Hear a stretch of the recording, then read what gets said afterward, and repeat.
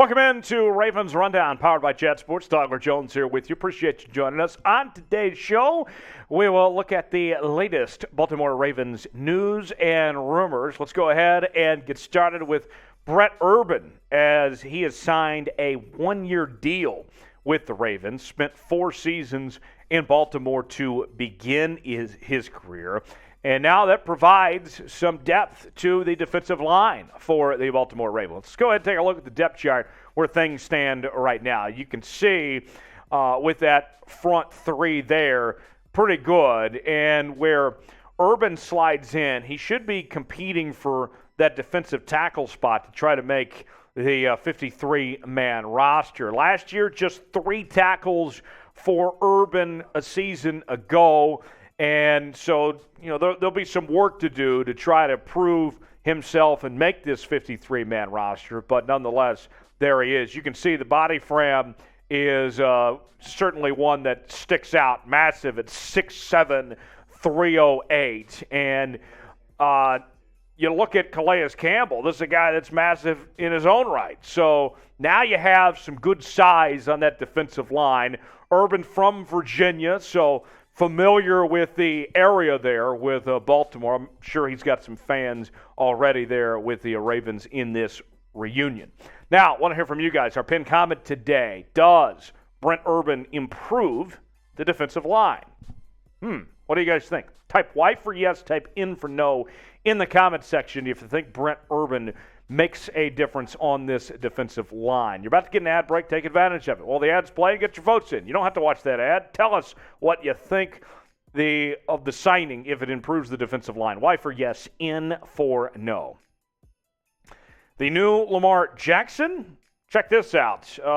This is pretty interesting. Lamar has been working with a quarterback mechanics expert, according to The Athletic. He's coming off arguably the worst statistical passing season of his career, trying to potentially become more of a pocket passer. Now, this is something that when you look at Lamar Jackson has been discussed for a long time, that if he wants to have a long career in this league, that he would probably have to reduce the running a bit and become more of a pocket quarterback as he gets older to try to stay healthy and, last for a long time. And, when I look at Lamar Jackson, the thing that's held this team back in the postseason from getting to where they want to go is the passing game for Lamar Jackson. And I look at it, I think it's smart that he's trying to elevate his game to take that next step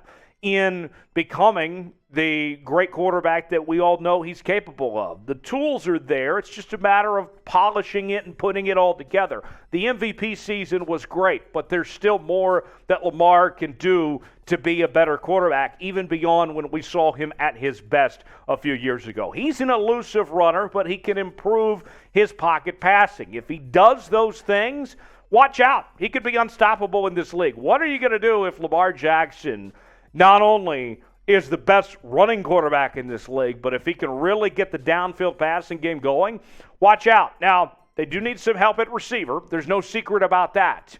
But you have a really good tight end room. You got a good running back room. Those are good options there. Let's see what Lamar can do. If he can cook and become quite the chef with that offense, I would love to see it. Now, we are bringing you Ravens content each and every day here on the Ravens Rundown. And I got to make sure that you are subscribed to the channel so you never miss a moment of what we're doing. We're on track to get to 7,000 followers, a little more than 70, 7,000 followers, currently at 6,183. And I told you I would do the Ray Lewis dance if we got to 7,000 subscribers. So, got to get there first. So subscribe now, tell a friend, tell 250, I don't care. Make sure that we get to 7,000 subscribers. Do your part. Tell all your friends. YouTube.com/RavensTV. That's YouTube.com/RavensTV to subscribe now. So back on the Lamar Jackson front. Let's go ahead and look at the statistics the last few years, the passing numbers in particular. We already know the run numbers are good, but here are the passing statistics for Lamar Jackson. You can see he has never had a season where his completion percentage was above 67% in his last 4 seasons there. You can see back to 2018, he was less than 60%. And the MVP season there, he was at 66%. There is still a ways to go about Lamar Jackson getting the passing game to where he needs to be to continue playing at a high level in this league at this point. And let's not forget this point about Lamar. He's still trying to secure the bag at this point. We've seen all these quarterbacks get paid, the record money that's been given to guys like Aaron Rodgers and Patrick Mahomes and Josh Allen. Lamar Jackson has taken a step back, and he's let those guys get their money and let the market just skyrocket. And now his money is coming soon, you would think. And in his case, if he doesn't sign a deal this offseason, and moves ahead to this season and has a big breakout year, again, if he elevates his game another step coming off a down year last year, you better believe he'll get even more money than the guys got this past offseason. So the biggest knock on his game has been his passing ability. That's no secret, right? We've seen it that the passing ability for Lamar Jackson has not been there, comparably speaking, to other elite quarterbacks in the National Football League. And so if he can take that next step, if he can become an elite passer in this league, watch out. Sky's the limit. You can't stop him in the run game. If you can get to a point where he is what I think we all know he's capable of being in the pocket, man, that'd be a lot of fun, wouldn't it? Here are the highest paid quarterbacks per year. As you can see, Aaron Rodgers at $50 million is the highest of anyone involved there. And it goes on down the line.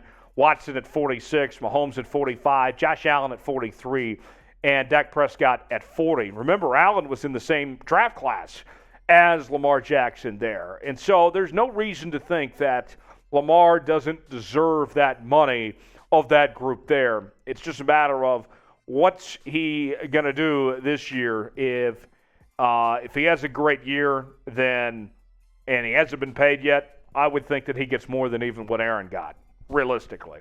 Now, you see that top 5 quarterback money. I want to hear from you guys. I have a feeling I know what you're going to say, but we're going to ask this anyway. Is Lamar Jackson a top 5 quarterback in the National Football League? Type T5 for top 5. Type NT for not top 5. T5 for top 5. NT for not top 5 in the comments section. Now on Ravens Rundown, Gus Edwards. Is he the best-kept secret in the NFL? Well, the guys at Bleacher Report certainly think so. Let's bring you these quotes here from an article this week on Edwards.